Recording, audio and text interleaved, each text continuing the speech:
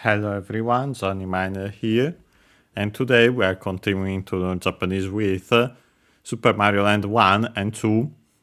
To be precise, Super Mario Land 2 we started at because we played, started and finished Super Mario Land 1 last time, since it's a pretty short game. Yes, so today we start with Super Mario Land 2, of course, with the box art. And since it includes Kanji, we'll study also those. And yeah, without further ado, we can start doing that.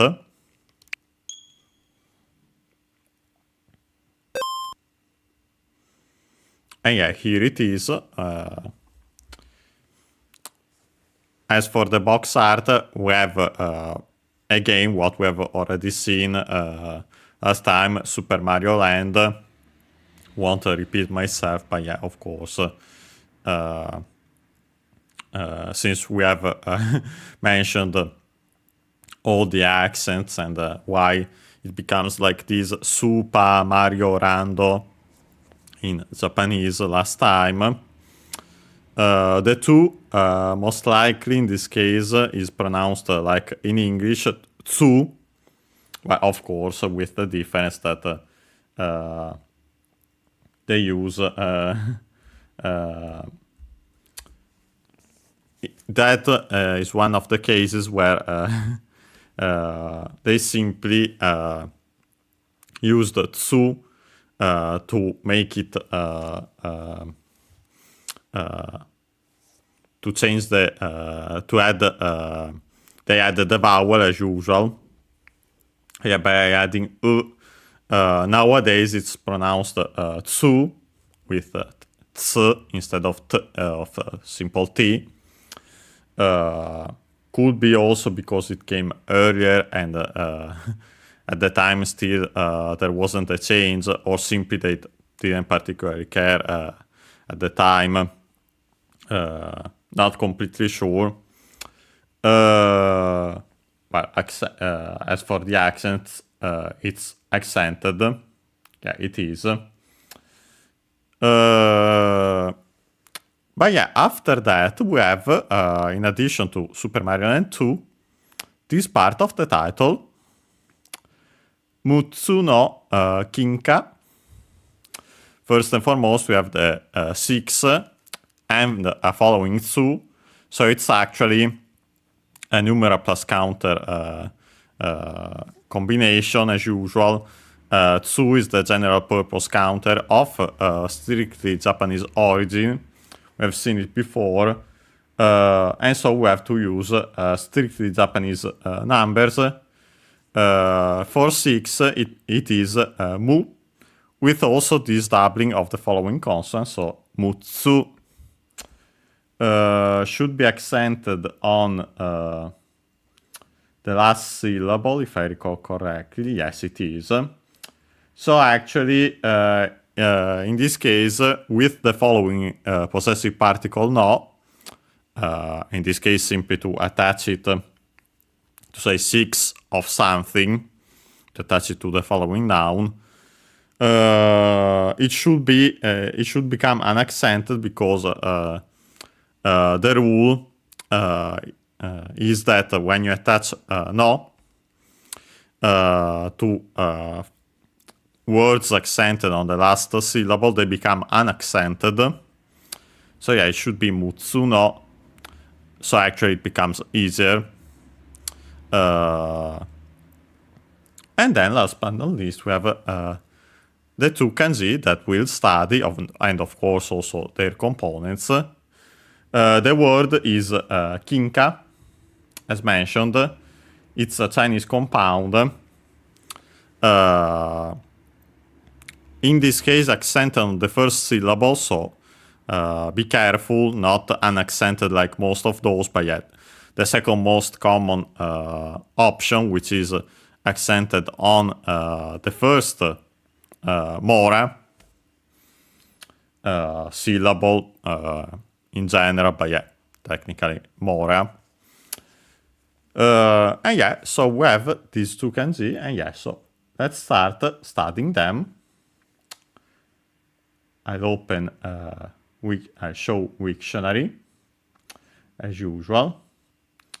I hope we won't have too many issues with OBS there, but and also my technical limitations.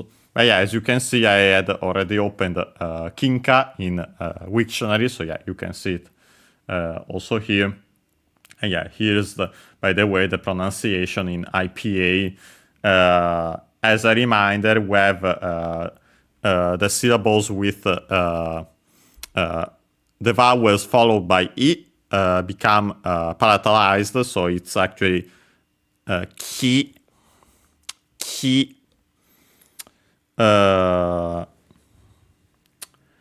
and then also the nasal consonant, the moral nasa, called like that because it counts also as a single more, a single beat, as it's called. Those are called in Japanese haku. Becomes actually the nasal ng, and so the one found in English in sing and so on. And G, yeah, that's typical because when there's a following K, and so with K and G that happens, G as in G, because that's the same position. But yeah, we have, first and foremost, as for our kanji, this one. Yeah, of course I have to. Yeah, let's go up. To check it out, we need its components. I'll quickly show the one we have seen before. We should have studied it in Kirby's Adventure. So yeah, for the full explanation, check that out. But I'll still quickly show it.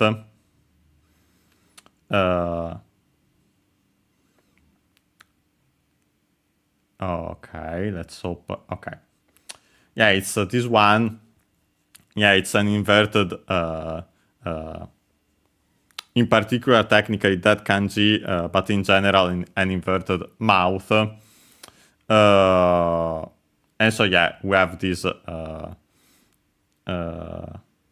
this mouth, usually also seen as with the meaning to contain. And yeah, we'll see that it technically makes sense. Also considering that because of a derivative kanji with that meaning now. But yeah, we can go back. And technically, we have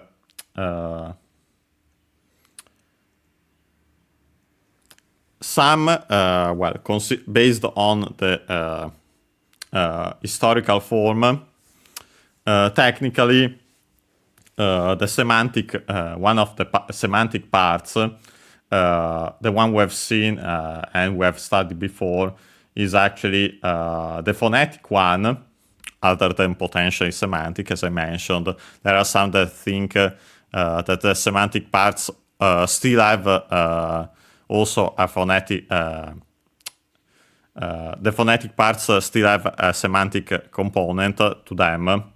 Yeah, would make sense in this case, as we'll see. But yeah, the one at the bottom, because of how it looks in the historical form, seems to be the kanji we'll study first and foremost here.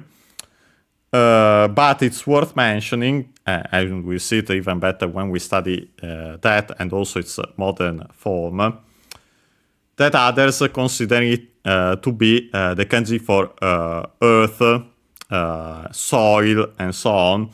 That one we've also studied in Kirby's Adventure.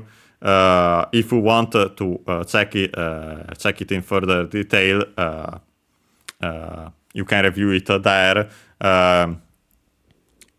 For kanji that we have studied before in previous series, I've always added in their descriptions of the playlists of those series the exact parts in which you can find them. So yeah, to make it easier for people to find them if they want to review them.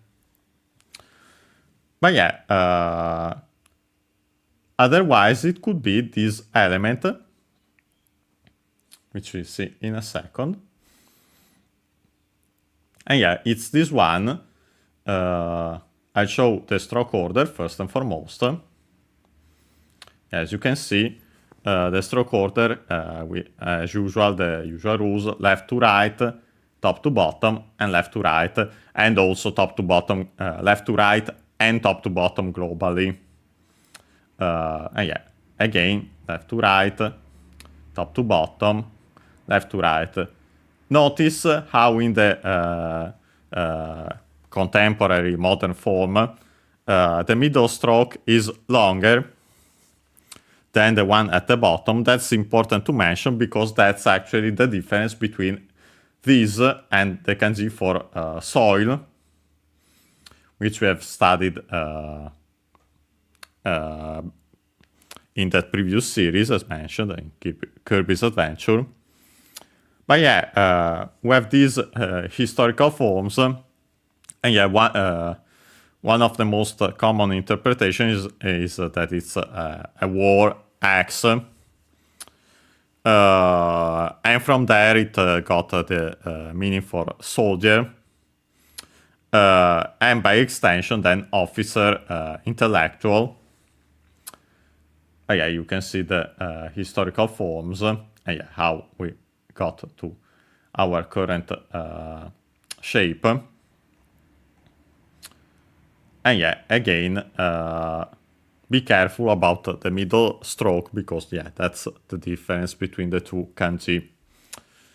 As for its readings, yeah, we have them here. I also activate the plugin.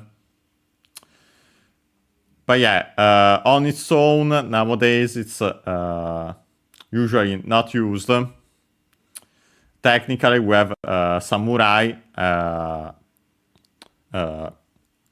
and yeah, of course, it's samurai. It's used also in English from Japanese, which, by the way, is unaccented. And so, yeah, the warriors, of course, of the Edo period in Japanese history. Although nowadays usually you use the other kanji shown by the plugin. Yeah, technically it has this reading. Nowadays, more than that, it's used with the reading. Samurai would be its strictly Japanese reading. Nowadays it's usually used mostly with the Chinese reading Shi.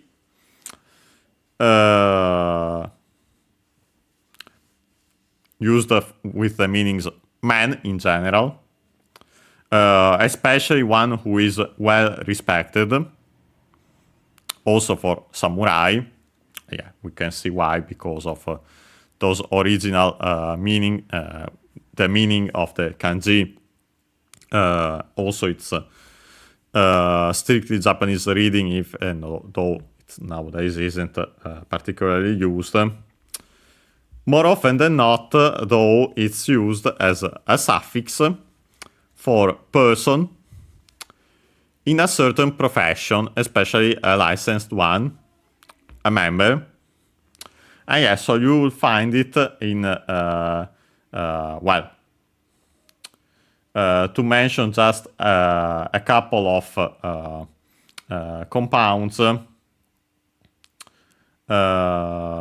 we have bushi, accent on the first syllable, despite being a strictly, well, a Chinese compound, sorry. So yeah, again, another one accent on the first syllable. And yeah, this is a term used for warrior, technically also samurai, but yeah, more warrior in general. But yeah, you'll find it, and we'll see it when the time comes, as a suffix for this, for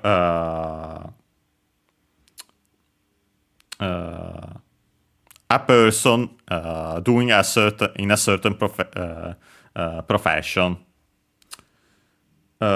It's worth mentioning, even though it's well, actually even more so since it's irregular, that it's actually used in the word hakase, which we have seen in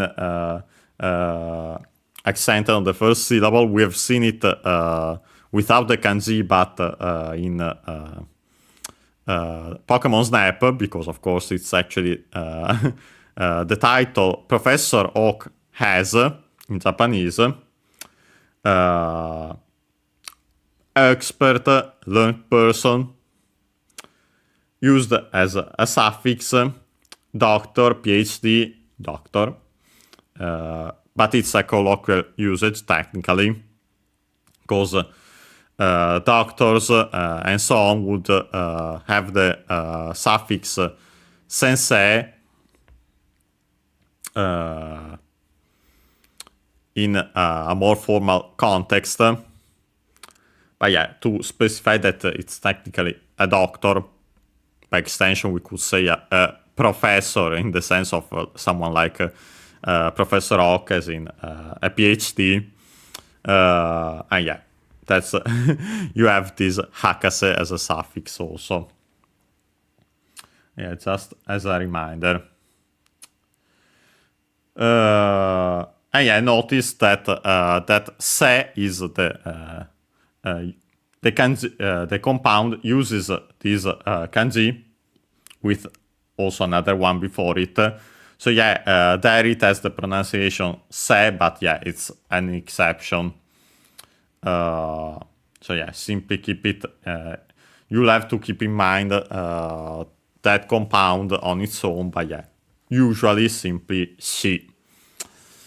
But yeah, now that we have seen that, we can finally go back to our kanji that we want to study. It's this one. We start with its stroke order. And yeah, here we have it. It's pretty, it's relatively complex, but yeah, honestly, still not too much. But yeah, first and foremost, we start at the top, slanted to the left, slanted to the right, left to right, top to bottom. These commas, the left one and the right one, and then left to right. We'll wait the animation to finish first, so that we can restart it with it. But yeah, from the top, slanted to the left, slanted to the right, left to right, top to bottom, commas, left and right one, and left to right. And yeah, with that, we can now check out quickly these the historical forms. But yeah, the part at the top, the slanted to the left, slanted to the right, and the first left to right stroke are the inverted mouth, which we have seen with the meaning to contain also. Which is the phonetic part. We'll see it in a second. And we'll see it even more when we... well, I think we actually checked out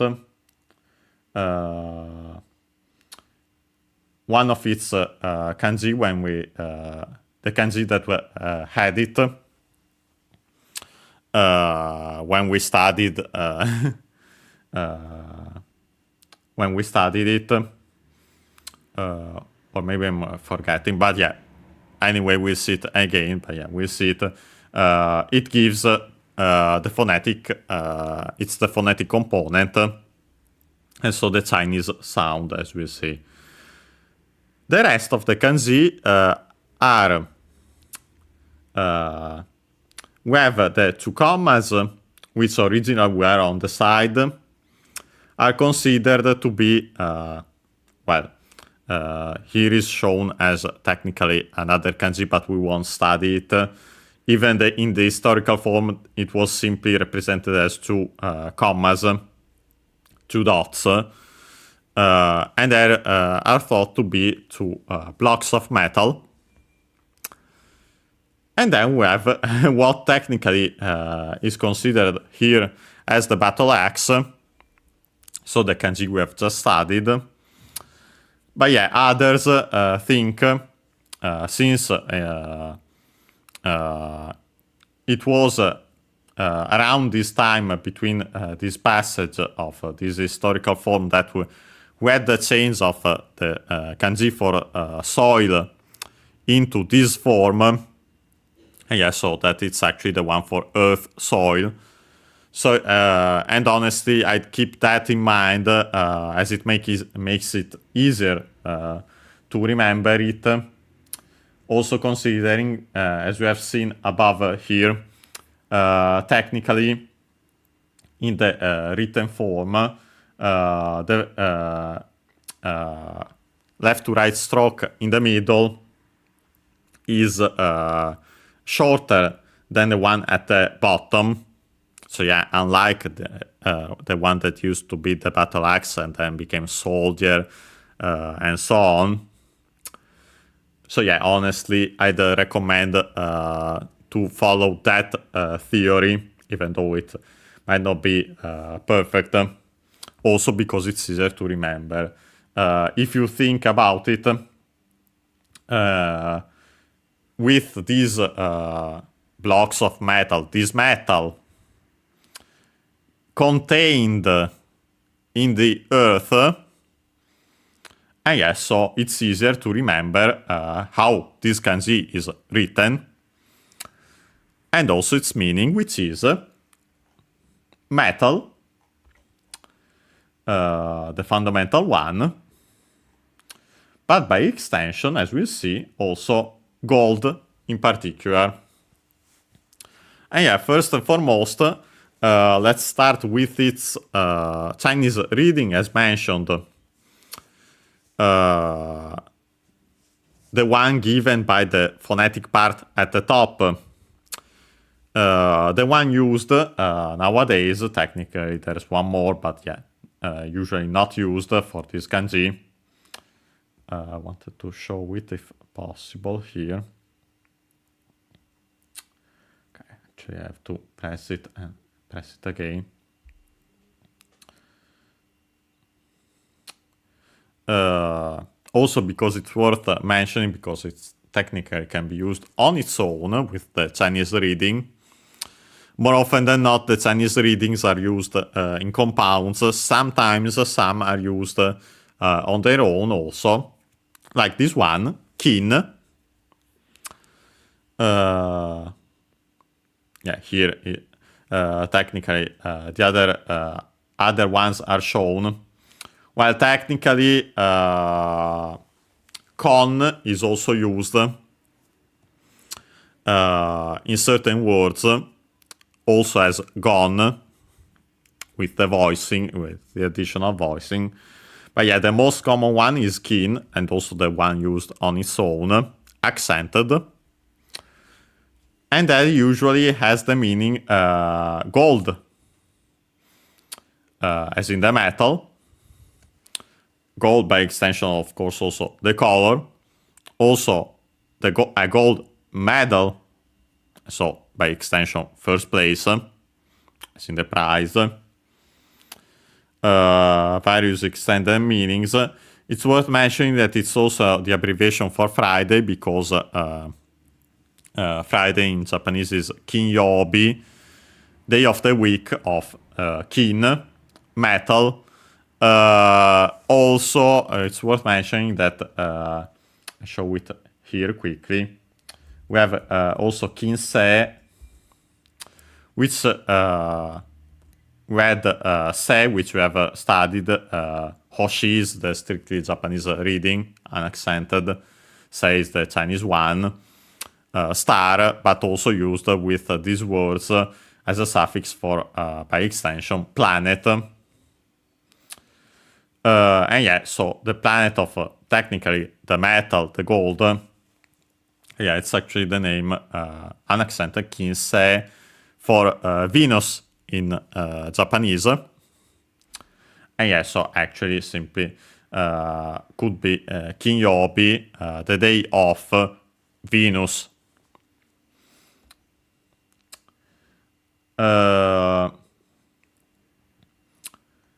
After that, we can, I'll quickly show the most common example of the other Chinese reading, the Kon mentioned. In this case, actually becomes Gon, but it's still from Kon technically. And it's O Gon, unaccented. It's another Chinese compound. And this one is even more specifically gold. Also used as a noun with the following possessive particle no to make, in practice, an adjective. So golden, or other extended meanings. Literally, we'll study the other kanji when the time comes for it, but it's the one for yellow, and then metal, and the yellow metal, by of course, is gold. In addition, we have the strictly Japanese reading, kane, unaccented, which means the fundamental meaning is metal, because we have seen, that's the fundamental meaning of the kanji. By extension, it becomes money. Technically, also on its own, kane, more often than not with the honorific prefix, and I think we might have seen it before, or kane.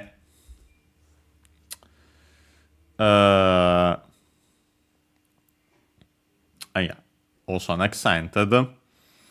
You will see it more often than not like that, and it's the term for money.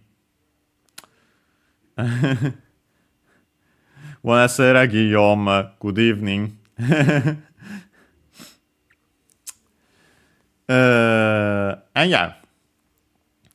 It's worth mentioning that there's also another strictly Japanese reading, but that one is kana. We have seen that that's actually simply kane, but with a changed vowel at the end, because that's the form used in compounds, in strictly Japanese compounds. Technically not always, but there are some words that still have this form. We have seen it with other kanji we have studied, and also words mentioned in general.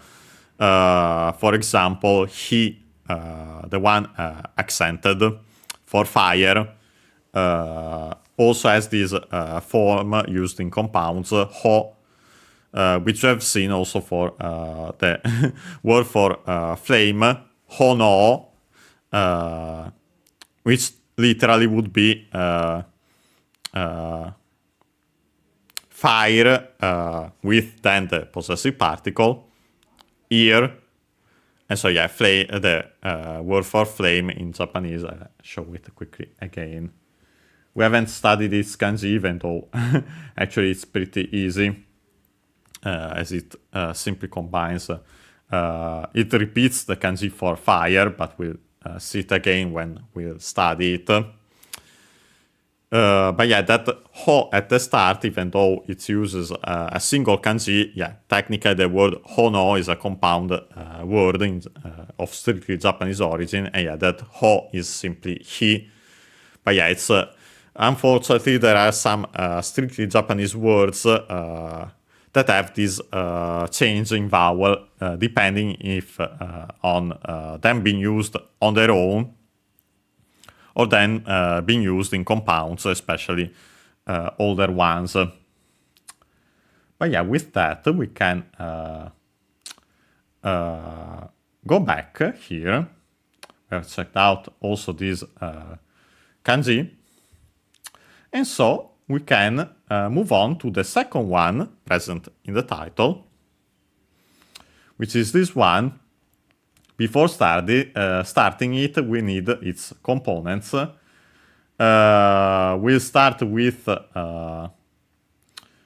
I'd say simply the semantic one in this case, even though it's the one at the bottom. Yeah, it doesn't particularly change. First and foremost, we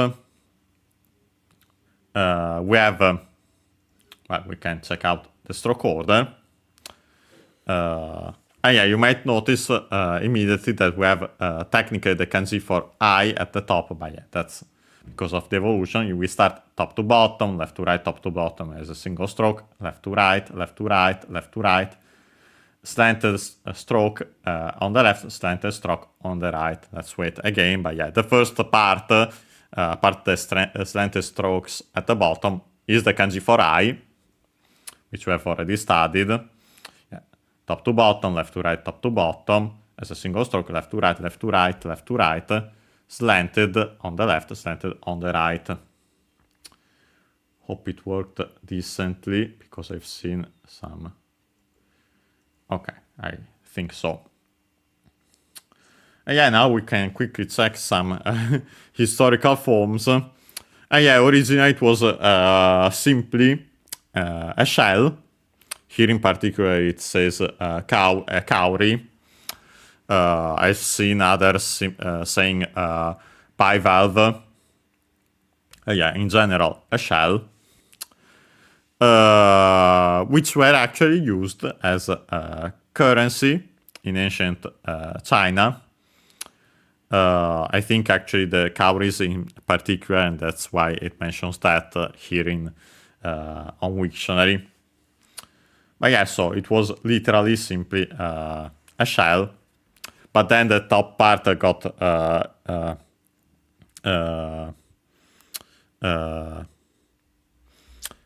got together with the evolution of the kanji, and then later became simply again the kanji for I, and then this slanted stroke at the bottom for the rest of it. But yeah, I is unrelated, as it says also here, but yeah, it's useful to remember how to write it simply. And yeah, we have this kanji, we have its readings.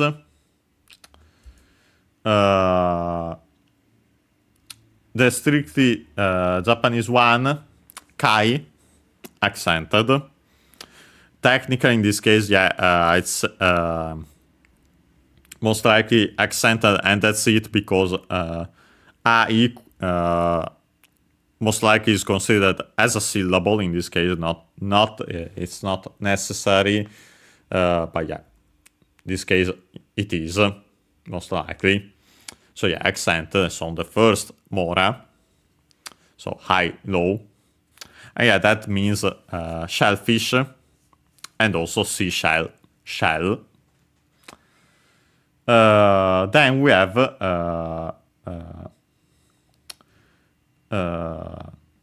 the Chinese reading by,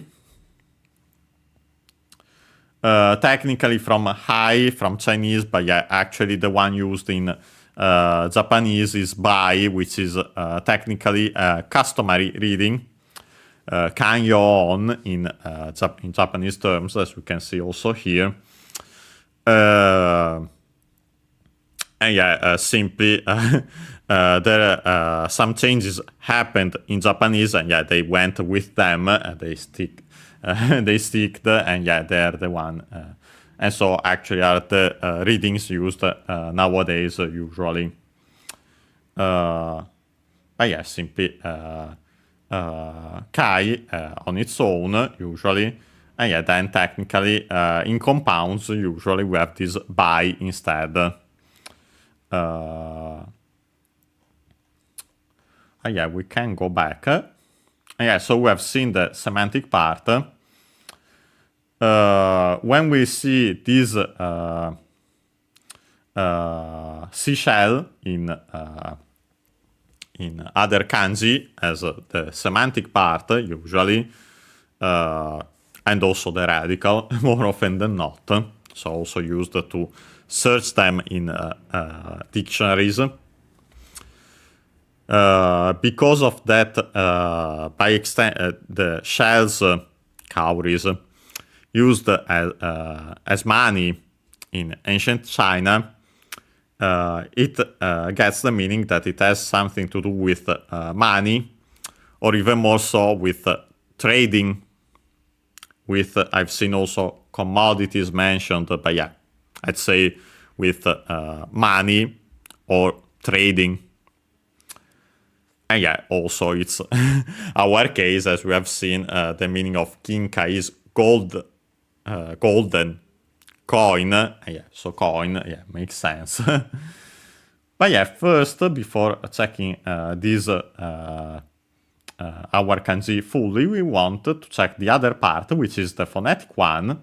Yeah, I actually kept it for last because of that. As we'll see, it's reading and it will be useful also for our kanji that we want to study. And yeah, we have this kanji, actually pretty easy to write. As you can see here, we have the stroke order. The left component, as you might remember, and we've, or at least we have already studied it, I think also in Kirby's Adventure, but it could be in another series, maybe Pokemon Snap. Not Zelda, because we actually avoided for now Densetsu, which would contain it. But yeah, I can actually quickly check it. Hopefully we won't get issues though with that. Just so I can tell you for sure. A second. Yeah, sorry that we went back. Yeah, we went back here simply because I'm checking that out. No, actually, yeah. Yeah, because in Pokemon Snap we didn't check any kanji. We have seen it actually.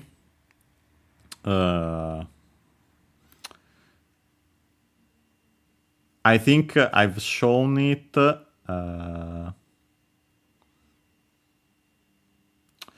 I was sure. Yeah, I think we have simply seen it technically in The Legend of Zelda, but we hadn't studied it, quote unquote, because it was in the title.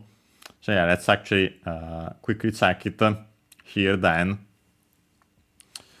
The one to the left is this one. And yeah, we can see it here. The stroke order is like this, from the top slanted, and then top to bottom. Slanted, and then top to bottom. Even though, notice that the slanted stroke goes to the left, but yeah, it started at top, so yeah, it follows the usual rules, and then top to bottom. Slanted, and top to bottom. And yeah, it's simply another form of the kanji for person. That one we have studied in Zelda 2 Adventure of Link. So yeah, you can check that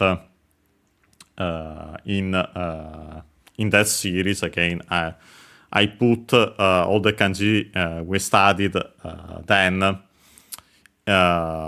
in the description of the playlist, so you can find them again if you want to review them, or if you haven't watched that series. But yeah, so simply it's another form of person, the kanji for person. The one used on the side, the left side, usually, of the kanji, and also more often than not, the semantic component and the radical, again used to find the kanji in dictionaries.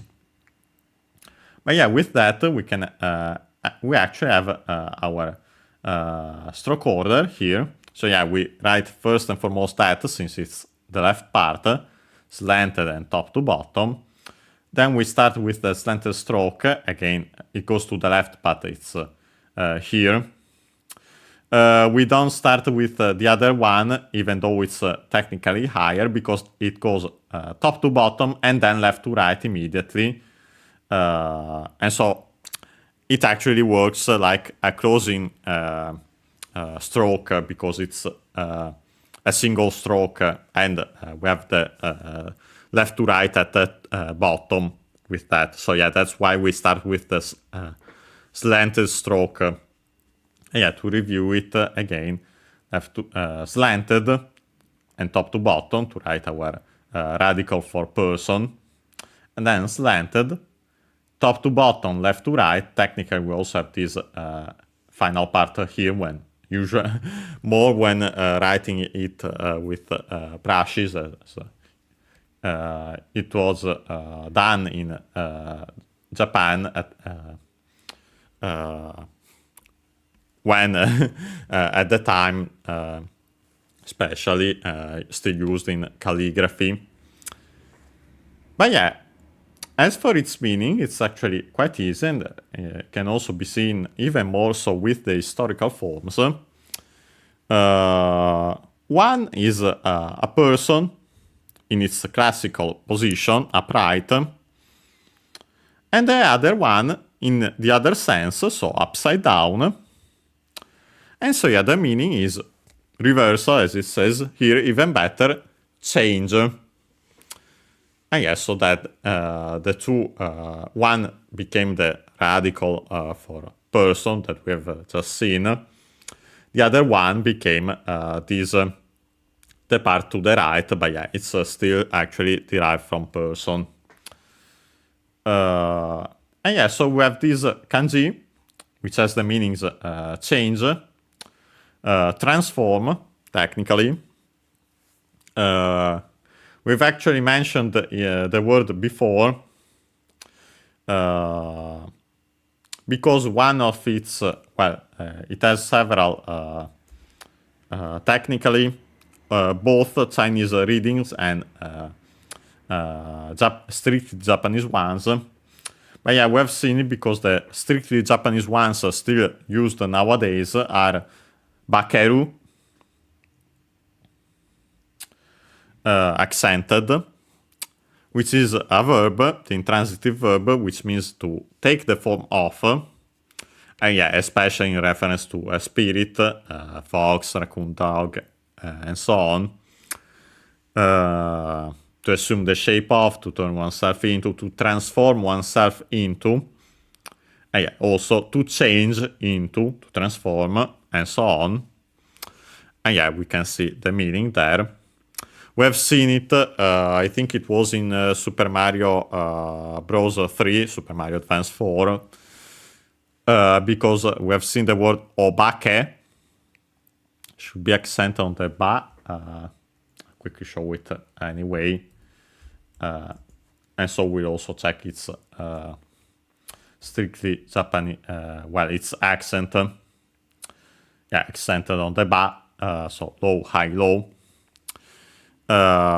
Because bakeru is ru verb, it's a verb, so we can drop the ru to make the continuative form, and so actually the corresponding noun, transforming.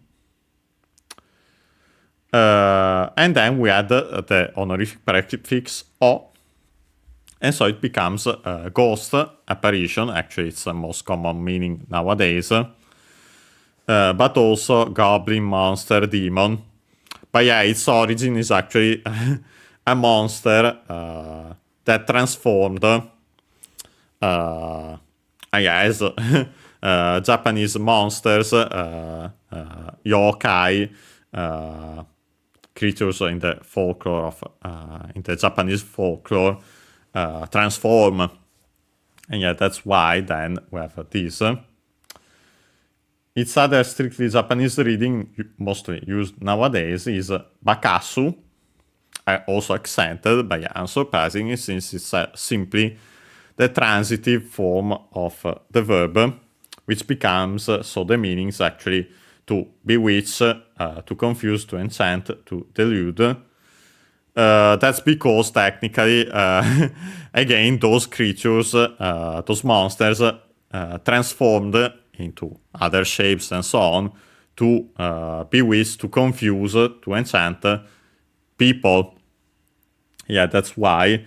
Notice again also the eru for the intransitive verb and asu for the transitive one. The one in asu most likely is a classical form of the causative. So yeah, to make and the meaning of the verb. Yeah, so that's most likely why we have in asu. Last but not least, we have its Chinese readings. Ke is still used nowadays, but way less so. And honestly, yeah, the only word that immediately comes to mind with it, I found it also here as one of the first ones technically, is kesho, a Chinese compound accent on the sho, so actually neither an accented or accent on the first syllable, so be careful.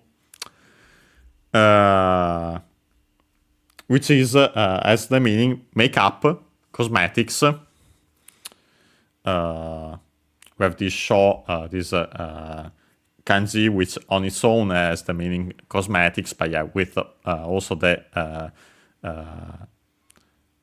this other one before it, yeah, because you change your appearance with makeup cosmetics. And yeah, that's the most common one, the most common Chinese compound with the reading ke, the Chinese reading ke. But yeah, most ones have ka instead. And yeah, that's the one that interests us also for the kanji we want to study. We'll see other words with ka. Just to mention one, by adding gaku, which we'll see eventually, which means it's the one to study, used also with other in compounds with the previous kanji for several subjects. And in our case, with the ka, kagaku, accent on the first syllable. Remember it, since it's not the most common unaccented ones, but still the second most common accent. Yeah, it becomes chemistry. Yeah, of course, the study, the subject that studies changes. Yeah, chemistry. And yeah, with that, we can finally go back to our kanji that we want to study. Unfortunately, we don't have the stroke order here, but yeah, simply sorry, I want to you have to write first and foremost at the top the kanji for to change, so slanted, top to bottom, slanted, and then top to bottom, left to right as a single stroke. And then at the bottom, the one for shell. And so yeah, the one for eye, first and foremost, top to bottom, left to right, top to bottom as a single stroke, left to right, left to right, left to right, slanted on the left and slanted on the right. Yeah, simply literally combine the two of them. And yeah, here we can see it, also some historical forms. But yeah, simply we have the phonetic part, which is ka, as we have seen already, kinka in the compound, in the title, golden coin. Ka is the pronunciation of the kanji at the top on its own, and also here. And then, of course, the shell money, shell by extension money, and so yeah, coin. Notice, though, that the phonetic part could still have also a semantic contribute to the meaning of the kanji, because yeah, money that you change with goods. Yeah, so it would make sense. Yeah, we can quickly see it. Yeah, here we have the kanji on its own. Technically has a strictly Japanese reading takara, accent on the last syllable, which means treasure. But I can tell you that nowadays you usually use a different kanji, which we'll study eventually. More often than not, it's used with its strictly, it's Chinese reading, ka. So yeah, it's quite useful to know that kanji at the top component of this kanji is pronounced ka, and so gives that reading also to this one. And yeah, more often than not, used in compounds like the one we are studying, kinka. And yeah, okay. I'd say that with that we can put this down. And I'd say, considering the time, it makes more sense to take our usual break now, around 5 minutes. And when we are back, we'll actually start playing Super Mario Land 2. So yeah, see you in around 5 minutes.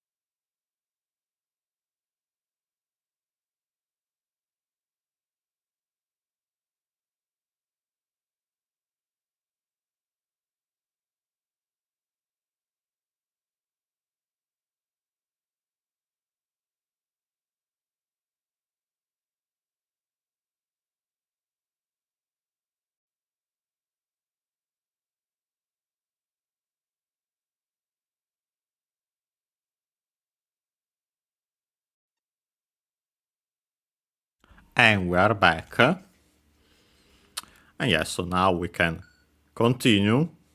And yeah, actually start Super Mario Land 2, 6 golden coins. And yeah, as in Japanese, Super Mario Rando 2, Mutsu no Kinka.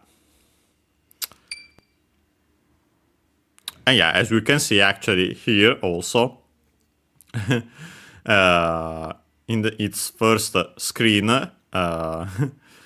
we still have the title. In addition, we have 2 Mario Land. Then we have a demo of a level, which we'll see eventually. And by the way, I think it is supposed to be silent so far. We'll see after, because it's a demo. But we'll see for sure in a second. I'll quickly show it for now until we go back to the title screen anyway. But yeah, so we wanted to, funny enough, that title might be the only Japanese we'll actually see in-game. Because yeah, most of it most likely will be actually in English. So we have these 2 Mario Land, for example. Yeah, so we can press. Yeah, now the music actually starts here in the file selector. Yeah, we have these files, ABC.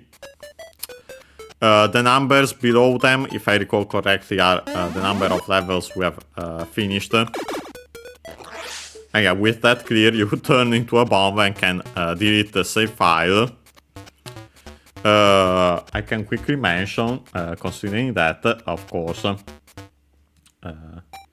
have more Japanese throughout this series. Again, just like for Metroid, we simply check out the Japanese, how you pronounce these English words we'll see in Japanese. In this case, for example, we have clear, which becomes simply Korea. Usually, by the way, while there is a form with a longer vowel at the end, also one with a ya, which can make sense considering the previous e.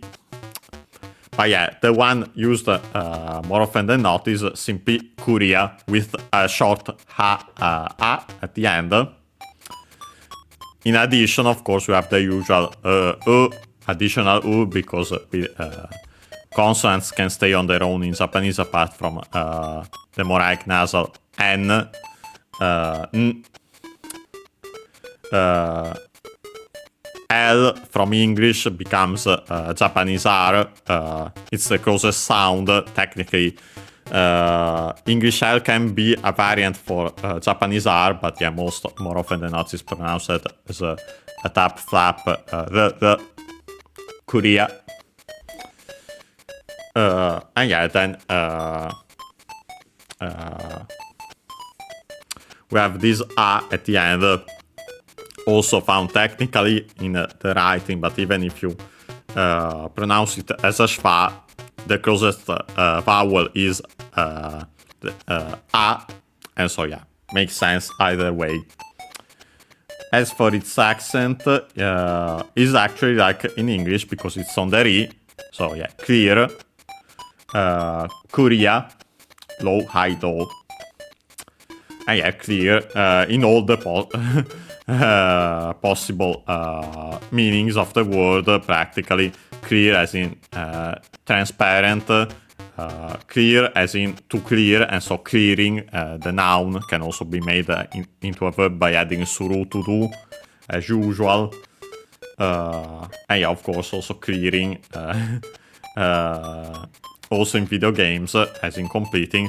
In this case, actually, in the meaning to clear as in to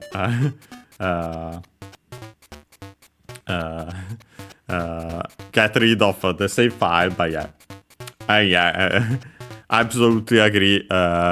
Super Mario Land 2 is a masterpiece.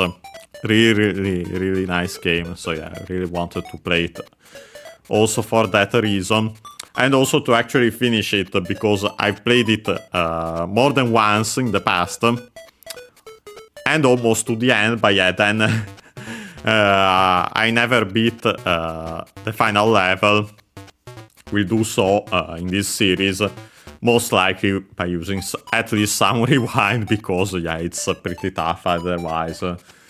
But yeah, let's start it. You can go down. We'll go for with save file A. And yeah, of course, we have also the names of the save files. We have the English letters A, B, C in Japanese. The only change being that C becomes C, and of all the longer vowels, but yeah, no, those are actually in English, because yeah, it's the closest. Because yeah, we have in the Sagyo, the Saro, Sa, Si, Su, Se, So, and yeah, to keep the vowel, they had to change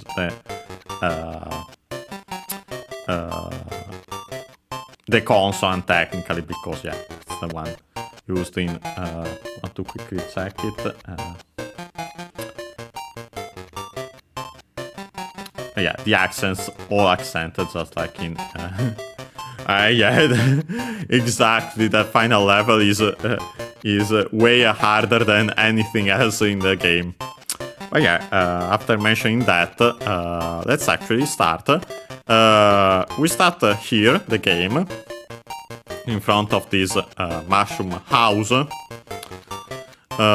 yeah, we can't move. I'm pressing buttons, but I can't move anywhere else. So yeah, we have to press.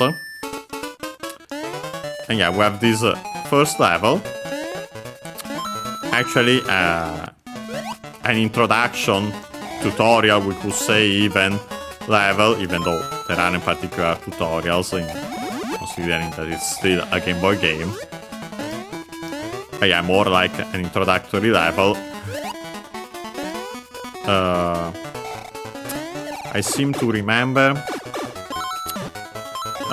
Usually you can't go back to it. Maybe there was a way, but I'm currently forgetting. But yeah. Yeah. Funny enough, this is the level we need to tackle first and foremost to then actually access Mario Land, we could say. But yeah, this is Mario's Island technically, the story goes. This game goes, of course, not mentioned in-game, but in the manual, which I technically have, but yeah, we mostly, if we want to check some things, but yeah, mostly we'll stick to playing the game, mention the words when present. The pronunciation of English words. Yeah, the bell is the checkpoint for the middle of the level. Yeah, here, so here. Yeah, quite a different game compared to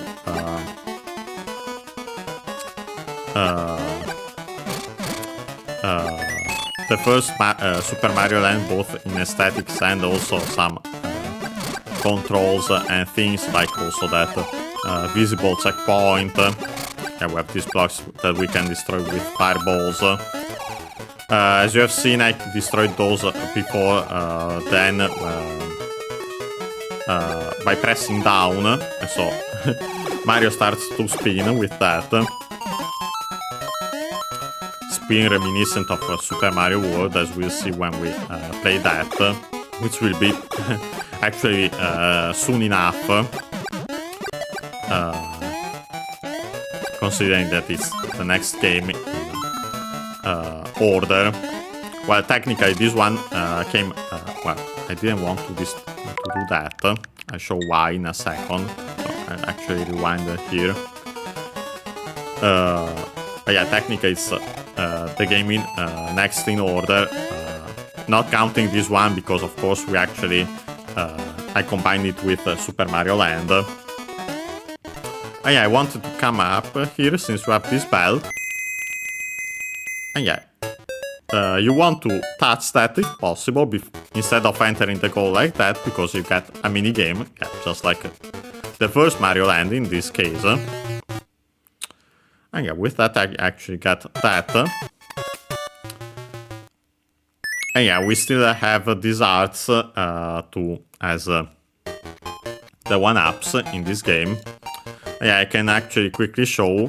If I go up here, we have the castle with, which actually used to be Mario's castle. Now with a W. So yeah, you can guess also, in addition to the silhouette we have seen in the background there for a moment, who took over it. Yeah, here we see this door, this closed door with Mario Land 2 on it, funny enough. And yeah, 6 holes, and yeah, you can easily guess, and we'll actually see it when we get one of these, where the titular golden coins will go. And yeah, as you can see, again the silhouette, but yeah, we'll leave for now. But yeah, so we have a world map, similar to Super Mario Bros. 3, and even more so Mario World, in this case. Again, makes sense since this actually came after that. But yeah, we have, we'll actually go here. We start here with the tree zone. And yeah, so these are, in this game, to get the coins, we have to go through zones.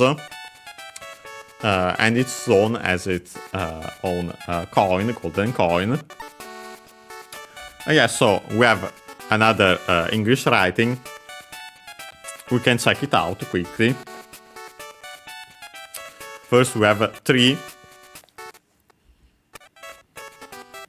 which in Japanese becomes, well, the English word becomes, is pronounced as tsuri.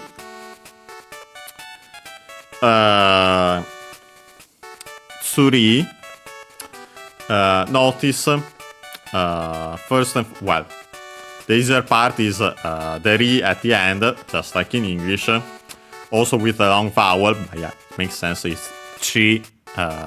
So yeah, with a tense vowel, and yeah, those technically are longer usually in English as well. But at the start we have this tsu, where the u as usual, because the consonant can stay on their own, but yeah, we have another example of adding u to the t, the initial t, instead of, as it's done nowadays, by adding o instead to keep actually the sound of the t and not change it into tsu. So again, could be either because it used to be, they got the word when it was still pronounced tu, and so yeah, there wasn't that issue. In this case, maybe even because there is a slight, when you pronounce tree in English, there's this pronunciation that might kind of remember of this tsu, tsu, or simply because they didn't care at the time, and only it only mattered when they wanted to be more faithful to English. But yeah, either way, tree from English is pronounced in Japanese as tsuri. Its accent is on the ri as expected, and so yeah, just like in English. And then, way easier. And by the way, again, yeah, we're checking simply the English words, how you pronounce them in Japanese, not the Japanese words for these. Also for two reasons. First and foremost, here a Japanese would simply read it in English, but of course with Japanese changes. And I can, by the way, confirm it because it's written as such in the manual. Yeah, I can literally see it with my eyes here, Tsuri, and then as we see, Zone. So yeah, even more so, and also to not, we'll see the Japanese words when they come up in other games simply. This one we can mention since we have seen it, I mentioned it, we've even studied this kanji before. It's ki accented, and by the way is another of those words with ki is the form used on its own. It also has the ko form in compounds, like kono ha for leaf, literally tree leaf in that case. But yeah, let's focus on the zone then. And yeah, simply becomes zone with a long vowel, because of course they don't have zone, they don't have O, it becomes simply long O. Even if they had written it with OU, then it would have changed into long O anyway, but yeah. For these words, they simply add the long vowel mark, and that's it.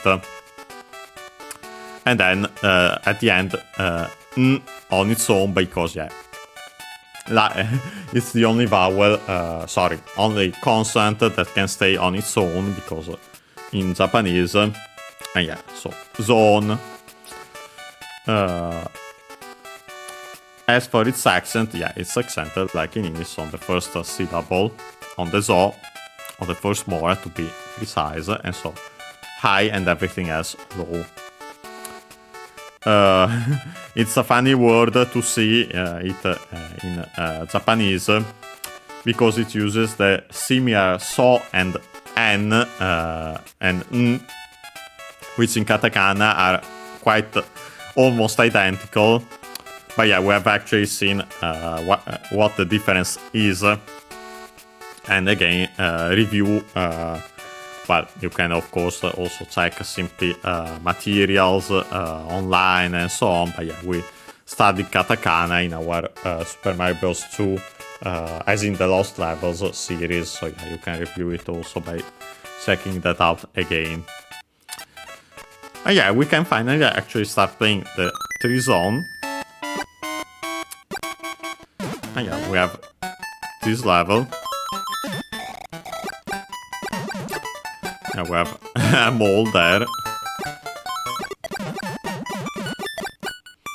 Yeah, here we'll see various enemies that you wouldn't expect in Mario games. Yeah,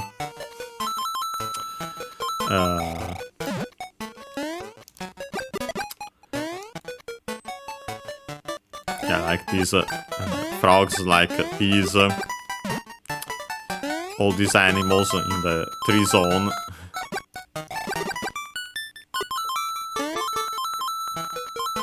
Okay. I'll try, as we'll see, and technically we should see it also in this very zone, this first zone. Technically we could have gone elsewhere, but yeah, we'll tackle them technically. This one is clearly one of the first zone you should tackle, as it's technically easier. Also considering its theme. But yeah, you can actually technically go in any order. So yeah, you can do that, but yeah, we'll go like this, so clockwise. But yeah, as I was mentioning, there technically are some secret levels in this game. Not required to beat the game. Not even to complete it, since they aren't tracked or anything. I more or less remember where they are, but I don't remember how to access them all. But I still give it a try. Because it would be nice to show them off.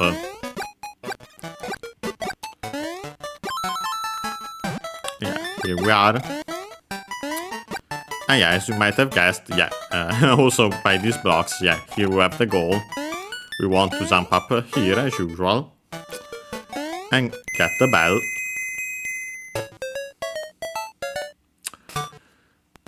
And yeah, we have another mini game here.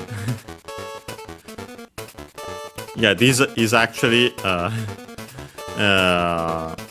well, technically not exactly, because usually it would be hidden. In this case, it will be simply chosen by where we stop these mice. But yeah, this is technically an Amida Kuzi. Yeah, this lottery, literally Amida lottery. Amida is in Amida Buddha. Yeah, it's this kind of lottery in Japan with these lines. And you have to follow them to get the prize, but yeah, usually it's hidden. Yeah, we're getting that. So actually the exclusive power-up to this game, I think it's simply called the bunny suit, even though technically you only have the ears. Yeah, pretty useful, as we see. Not particularly here, because yeah, you can keep on pressing B to float. Yeah, here we have this sap, I guess, and you can swim, quote-unquote, in it. We have this really weird enemy, a cowfish. Not sure what it's supposed to be and why it's in this level of all, out of them all. Yeah, we'll try. Yeah, so the tradition of these Super Mario Land games having weird enemies continues. Weird not only in terms of Mario games, but yeah, straight up weird, like in this case. But yeah, try to keep our bunny ears here, as we might actually need them.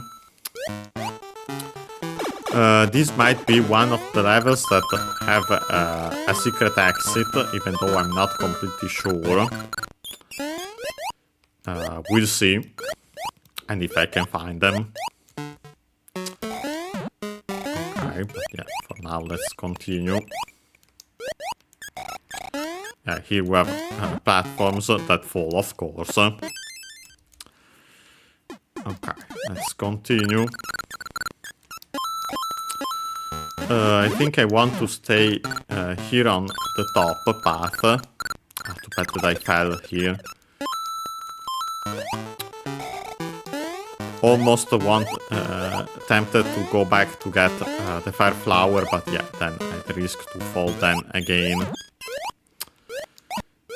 Yeah, by going up here. Okay, we have a fire flower here. Because yeah, more often than not, these secret paths are, if you stick to the top of levels that have multiple ways. And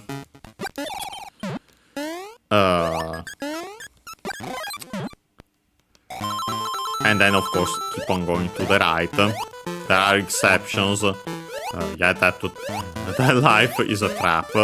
We could technically get it, but I'd rather not risk it.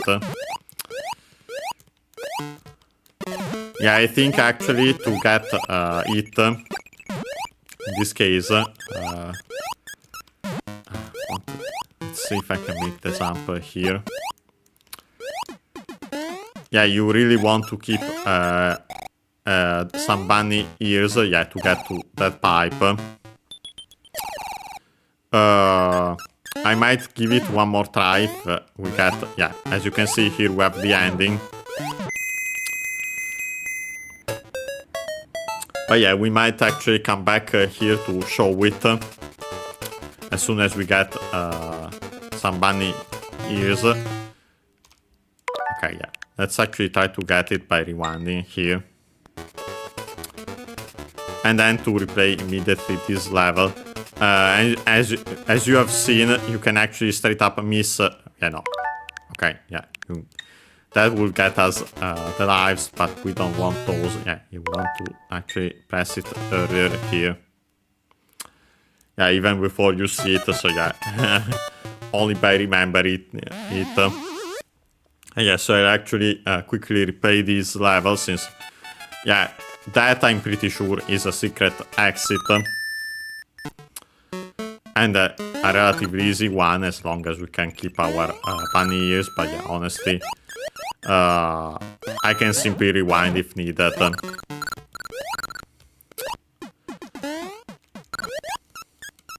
Yeah, I'd like to show them.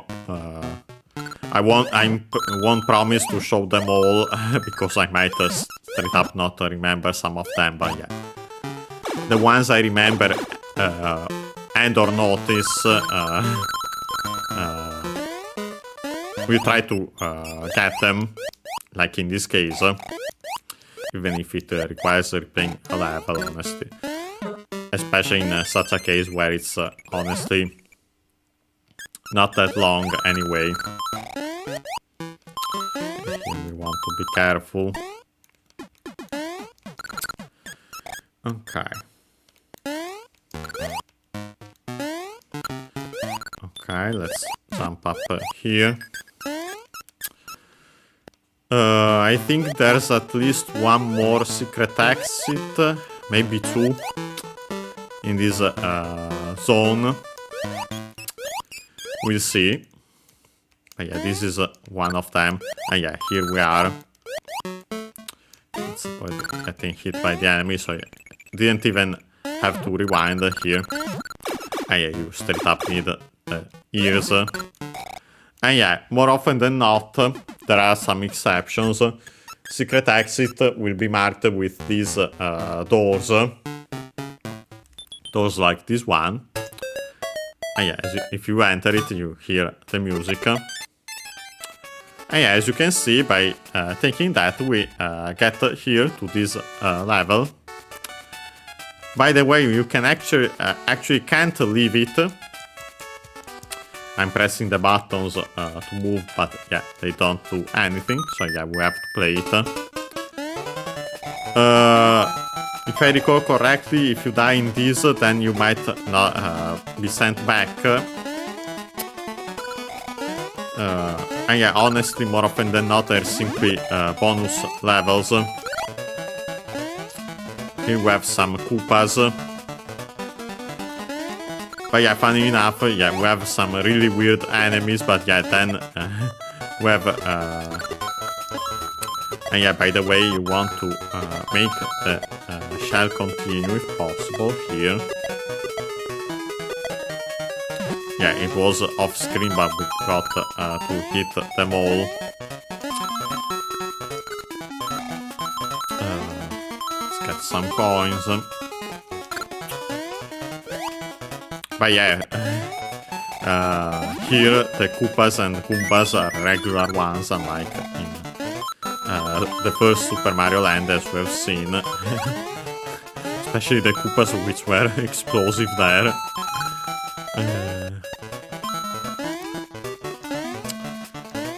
But yeah, you can jump up here, get...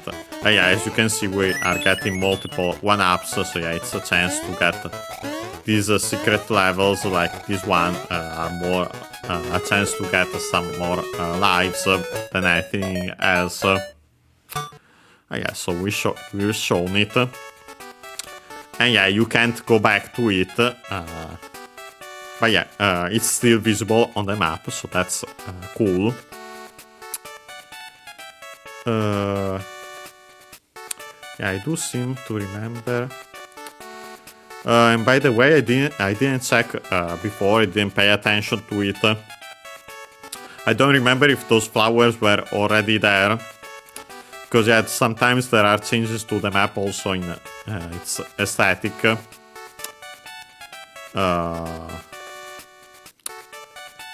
First, let's tackle this level, actually, the B1. literally the beehive also on the map, and yeah, you can enter it here, as we can see.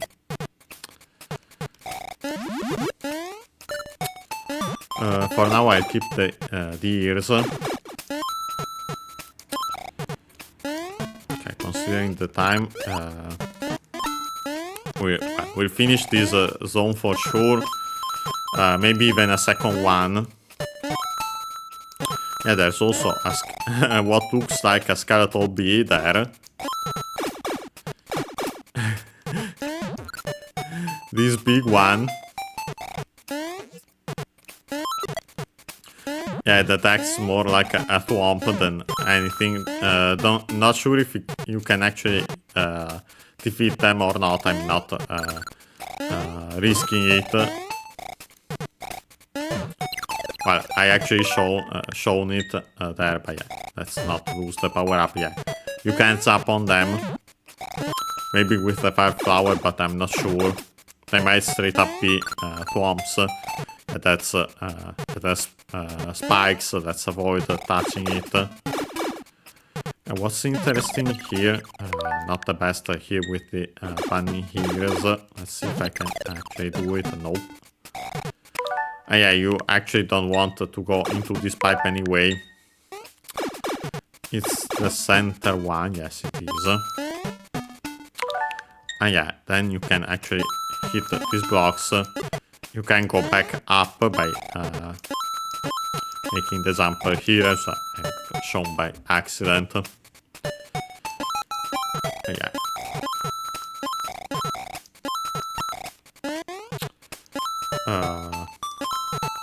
Don't remember if these are all coins or there are some with lives or stuff like that. And by the way, as you might have noticed,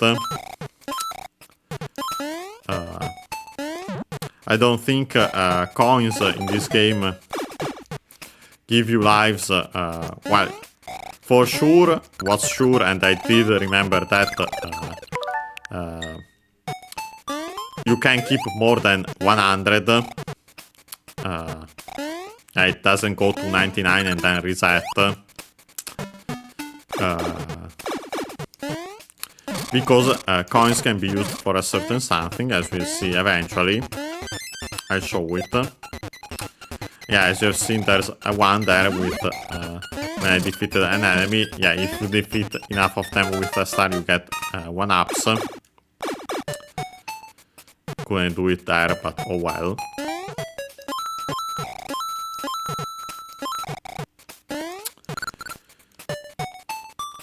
Okay, yeah, here we have that. So actually, either you might be able to get there by bouncing on an enemy, but I'm not sure.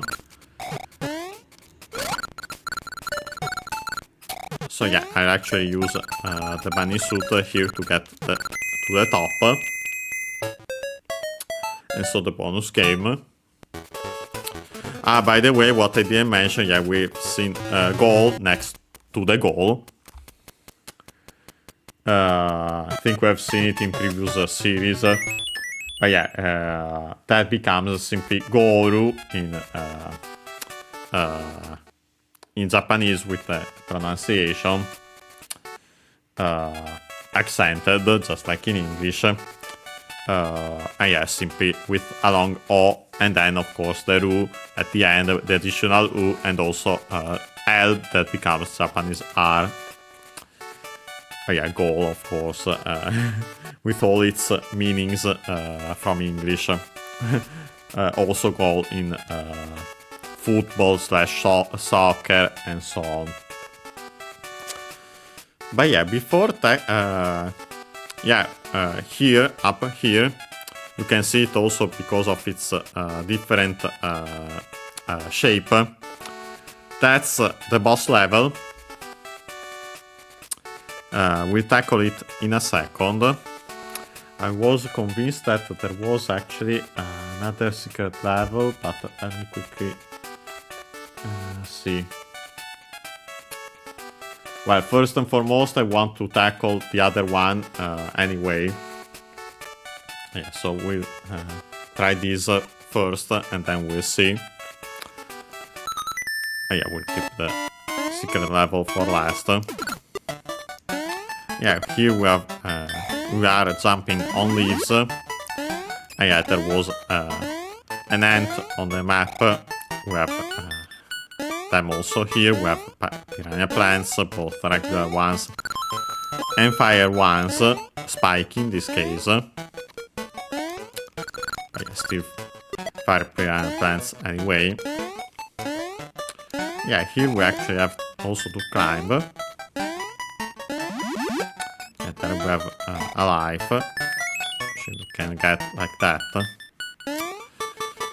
Don't think we have anything here to the right. Okay, we actually have this. And funny enough, yeah, we also have this bag of, with an M, yeah, bag of money.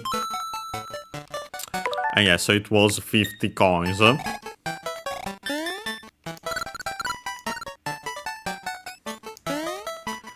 make the jumps here with the platforms. We have these enemies, but they fly away. Let's defeat the ant there. Let's jump up here. I can see actually the coins there. Clearly by flying.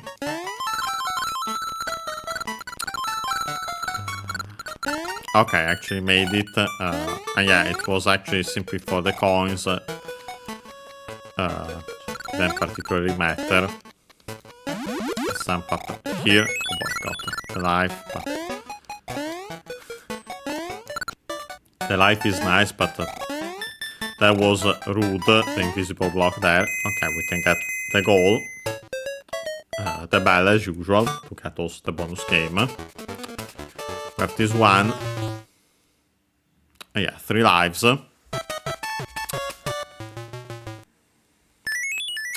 I like to quickly check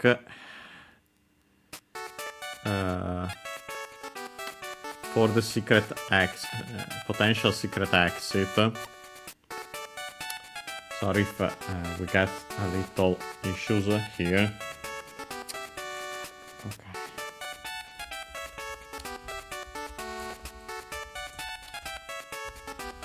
Yeah, I open the maps. Like these ones.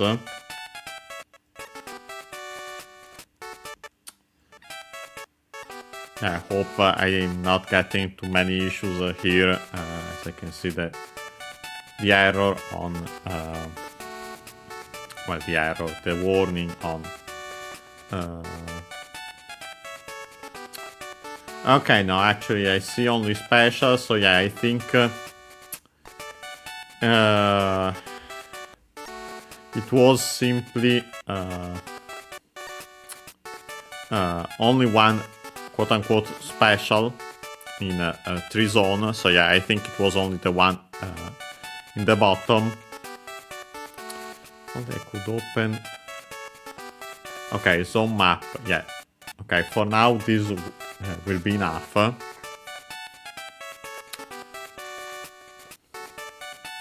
yeah, with that I can actually see the paths to the secret exits. I'll check it out if needed, but yeah, I'll still try to find them and or remember them on my own if possible. But yeah, without further ado, let's tackle the boss level of this the 3 zone.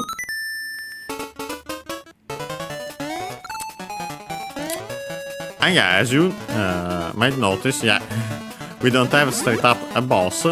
Yeah, it's still a regular level, first and foremost. The difference will be only at the end. I think we have these gears, so we can do that. Yeah, we have these owls as platforms.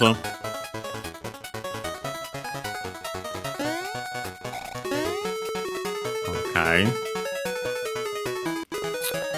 A cloud there. I can't get those blocks safely at least. Ignore them. Yeah, we have a midway point here. with that bell, we get the carrot. Makes sense considering the kind of level here. And yeah, here you can simply, if you have those, you can simply fly and get these coins. Otherwise, you have to come up here. And be careful about that Paragoomba at the end. Well, we'll ignore that. I wanted to quickly show it anyway. Let's be careful here. Okay, perfect. Okay, let's jump up here. Let's fly. Defeat this Goomba. And yeah, now we have the boss. And yeah, it's this bird. And yeah, even easier with the ears, but honestly it's a pretty easy boss in general. Since you simply have to wait until it flies like that. But yeah, by defeating that, yeah, the golden coin comes out from the egg. And yeah, so we got the first golden coin.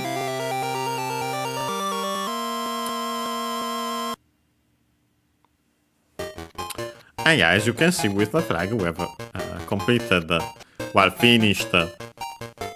It's simply when you defeat the boss. And yeah, as you have seen, there was the bird at the top originally, but yeah, now it's gone since we have defeated it.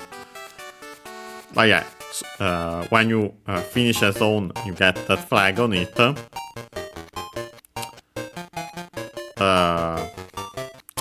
Let me quickly show this level while we are on the way. Because yeah, after we want to go up here. Yeah, I can quickly show also this level. It's an auto-scroller. Funny to see. You might have noticed the hill with the eyes in the background, but it looked angry. Yeah, here we have simply a lot of Goombas.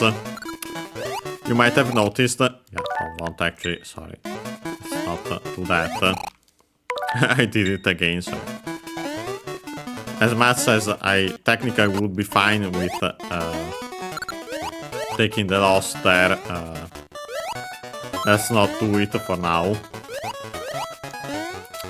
Yeah, you might have noticed a counter with a Goomba head on the bottom, increasing when you defeat them. And yeah, you see what happens when we defeat enough of them. So it might honestly happen sooner rather than later here. I'm not sure if I think I regret getting the fire flower instead of the bunny ears. But yeah, simply a level there, honestly most likely just to defeat Goombas because of the counter. While up here we have this hippo.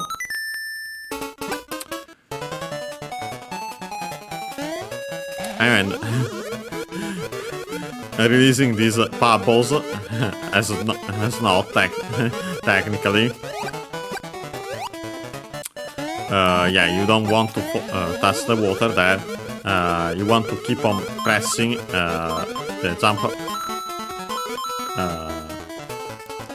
Well, actually, keep pressed the jump button. Yeah, here we have practically Gordos and then those fish bird. Yeah, some weird enemies here again. But yeah, we want to keep the bubble for sure. Well, actually we have another one there in case we lost it. Not only for the coins here, but as we'll see, it's quite important. to get. Should be getting closer and closer to it. Quickly see by checking these blocks, by the way. Nope. Only coins. Yeah, here. Yeah, we have a door at the bottom. But yeah, another one at the top, and the goal is actually up here. And yeah, so we want to take the upper one, and you need the bubble for it. And yeah, by doing that, you actually access Space Zone, which will be our second zone of the game. And yeah, we have first and foremost, of course, to check out space. Somewhere for this scene. It simply becomes space. I think we might have seen it before, but anyway, it's pretty easy. We have, of course, A, which becomes long A. Yeah, it makes sense. A, even if it were A, it would be pronounced by most long A anyway. Yeah, for these English words, we simply add the long vowel mark, and so it's straight up long E. We have the additional U for both su, because of course those consonants, the S can stay on its own. Yeah, so space, space. Notice also that the first one always is barely heard, if at all, because it's between unvoiced consonants, so even more similar to English. Space, space, yeah, space. The last one only if we don't have anything else after, also because of the unvoiced consonant. Yeah, so we are in a space zone. We can start a new, although I've also seen it here, that has a secret. We'll see how to get to it. I kind of remember it, but I'm not completely sure. I will see. Yeah. You have a space suit here. And also you can jump higher, because we are, of course, in space. We have these pigs with cannons. Don't remember, I think also in other zones, or I might be misremembering, but they are in this game, either way. Yeah, you can make these bigger jumps by keeping the jump button pressed. I want to go up here. I think the secret zone will be something like that by using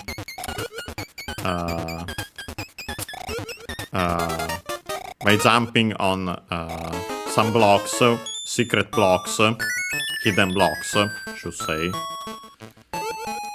But yeah, even if that's correct, I'll have to find out where. By the way, notice also that when you get hit, you go back to the previous form of Mario. So yeah, much nicer compared to older Mario games also because of that.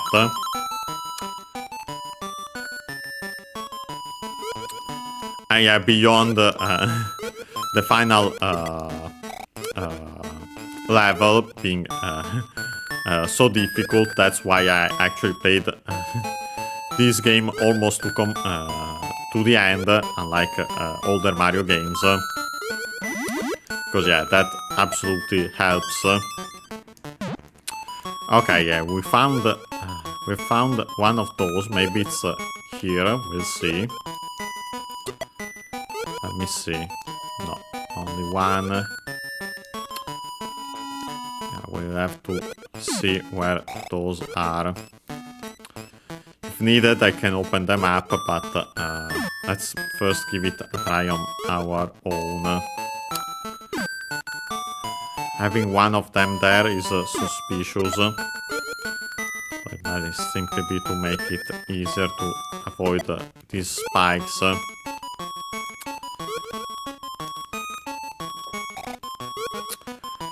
Let's make the jump here. Okay, we definitely don't want to destroy that. Regardless of there being a secret or not here. Well, we have these coins for sure. Yeah, let's get some of them. Okay, more of them, please. Okay, like these. We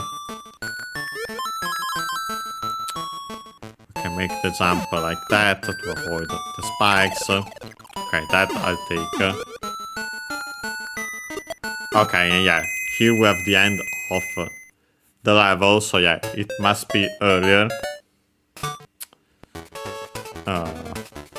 We'll try to find it. And yeah, you can actually straight up miss. Yeah, we would technically have already the boss, but yeah, I want to hopefully get the secret here.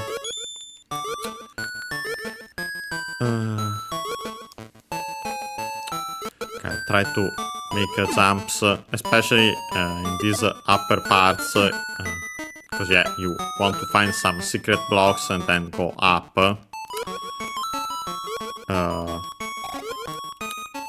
Although I might check a map to see where they are exactly.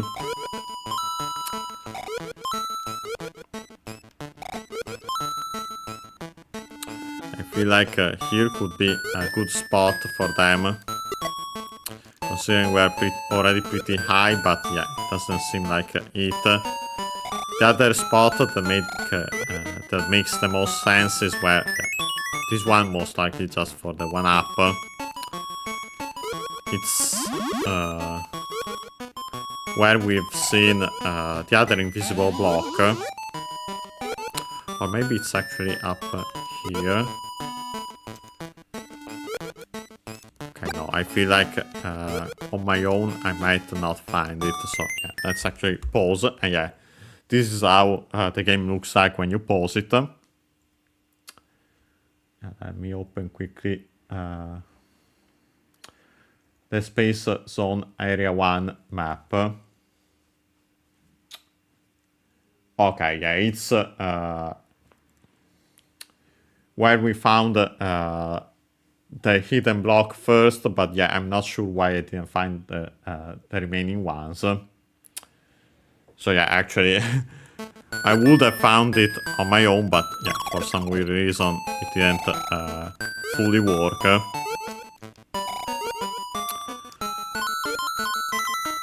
Although unsurprising, since invisible blocks can be finicky. And not just in this game, as we have seen, also in Super Mario Bros. 2, as in the Lost Levels. And there you straight up needed it to continue, so yeah. And yeah, so it's actually up here. Yeah, perfect. Not that. And yeah, not sure why I didn't unlock this one next. Maybe I made the jump wrong. Yeah, we want to make these jumps also to get the coins, but yeah. More than anything, too, as we'll see. And yeah, jump up here, and yeah, we have the secret exit. So yeah, actually I would have found it on my own. But I didn't. And yeah, the secret exit, the secret stage becomes like this. The moon gets hit by a star and gets angry. Makes sense. Yeah, so it's nice. I'm not sure if the shooting stars were already there or started showing up with these. Yeah, either way, oh boy, you don't want to fall there. I think you simply lose progress. Yeah, you want to stay up here and get the coins. Or even not lose progress, but yeah, then would miss on the coins. And honestly, the bottom part would be boring anyway, so yeah, let's stick to here to the top as much as possible. And yeah, what's interesting is that, yeah, I'll show it more again. Yeah, we have that star. Don't think there was anything else up there, but I'll still try to make the jump properly. Sure if you can actually make it without the bunny ears. Let me try it once more. You know, I feel like I always miss it. Yeah, Mario Galaxy before Mario Galaxy. Yeah, Mario in space. Mario actually went in space before the... and yeah, when you complete this level, the moon becomes sad instead of angry. Poor moon. But yeah, we actually have already the boss level. So yeah, we'll tackle it. Ah yeah, we got this music. And yeah, here you straight up float, by the way, by keeping, of course, the button pressed. So actually, yeah, we have more of these angry stars, even some moving ones. The other ones pulsating. Yeah, so the bubble was clearly a tutorial for this. So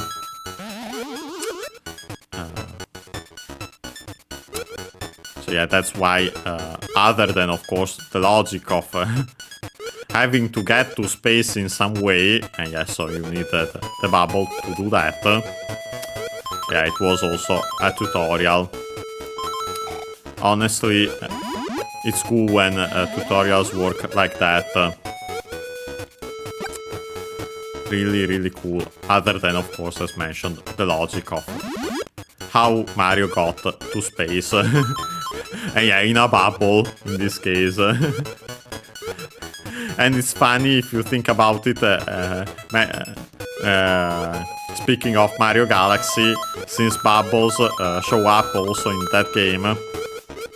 And I'm not thinking in this case about the bubbles used in one of the... we could call them the gimmick galaxies. More the ones that show up when, for example, you use the pool stars. I think pretty sure they're called like that in English. When you fall in the Comet Observatory, and so Rosalina, I think, is supposed to be rescues you. Yeah, so all those bubbles. And so yeah, it's funny considering the bubble used implied to be used to get to space here. And we got this fire flower. Yeah, we'll enter the pipe here. And yeah, funny enough, the boss of this zone is Tatanga. So yeah, the final boss of Super Mario Land 1. Oh yeah, got way too many hits here. Okay, let's restart. It's not easy here.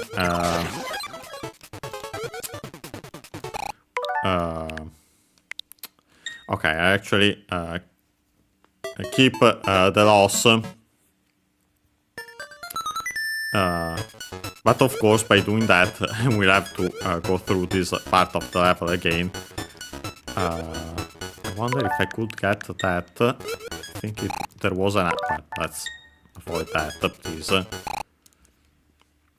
Easier said than done, because it's kind of slippery. But yeah, I wanted to see if it was actually possible, even though it's difficult. Okay, no, that was simply without anything. Please. Okay, I'll take the hit, even though it's not ideal, since we were right at the start. What's also not ideal is that when we get back to Tatanga, I think we'll get only the mushroom at the end. sorry, but yeah, this one I want. Let's not restart it again. Yeah, actually it's pretty close, but yeah, you get only a mushroom. Yeah, what's difficult is that avoiding the fire and also that. Try to do it. Yeah, no, it's not. Okay, try to do it like this. Let's see. Yeah, no, you really want to make the jump, but I know.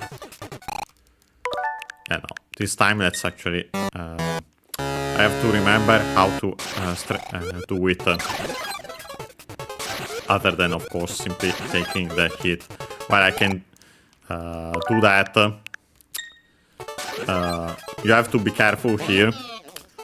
But yeah, when you have done that, you have to be careful about the side. You have to straight up hit. We'll do it from the start. See if I can tackle it without. Let's try at least doing it this way without restarting from the checkpoint. Without rewinding in the middle of it. Okay, yeah. And yeah, actually, yeah, there, unfortunately, I got it wrong. But yeah, if you are careful, unlike what I did there, and then properly, you can then, the issue is only at first with these attacks, because then you can simply hit the tank 3 times, yeah, the usual 3 hits required to defeat bosses in this game and more often than not in Mario games in general. Yeah, you can get all the 3 hits at once.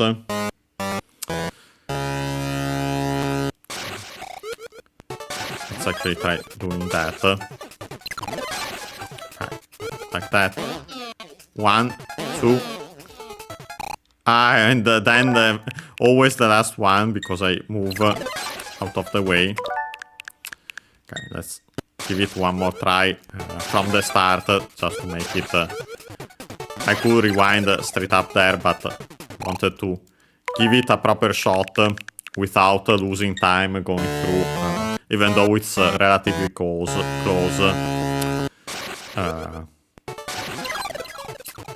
By starting from the checkpoint. Let's do that. Okay. And yeah, this time I actually did it. Yeah, you can.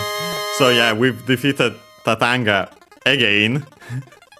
Here just as a boss of a zone. And yeah, so with that we got our second golden coin. And yeah, each one has the symbol of its zone on it.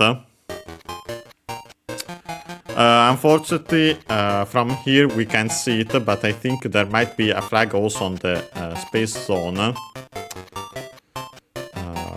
Okay, from here I think we might be able... Yeah, I can see it from here. Yeah, so we also got a preview of other zones. Yeah, as you can see, here we have a flag. Yeah, quickly show the other zones by going around. But yeah, since... we are at the end here. I'd say we can close the game. Yeah, the next zone will be this one. We see its name next time. Yeah, so we can. I can't. Okay, actually I forgot about it, but yeah, you can actually. Actually showed it as a preview the macro zone by mistake. I can actually keep press X here on my controller. Not sure what button it's supposed to be on the Game Boy. I'm forgetting it right now. Yeah, with that you can actually see the map. You can move around like this. Yeah, we can close the game as mentioned. I save also like this, but technically it should have saved we'll see, but better safe than sorry. Can close. And yes, so today we've started Super Mario Land 2. First and foremost, we studied its, we checked out the box art. We studied the kanji on it. So yeah, we finally studied more kanji by doing so. Then we started the game. We tackled the introductory stage. The tree zone. We've seen the extra stage on the world map. And then space zone. So yeah, we have 2 zones done. And yes, so next time, which should be on Wednesday, unless plans change, as usual, we'll continue playing Super Mario Land 2, starting with Macro Zone, as we have seen. By mistake, I've shown it. For the Japanese, we'll simply continue with checking out the pronunciations and accents of the English words seen in-game. Honestly, potentially, we might finish the game next time, but we'll see. Yeah, so see you next time.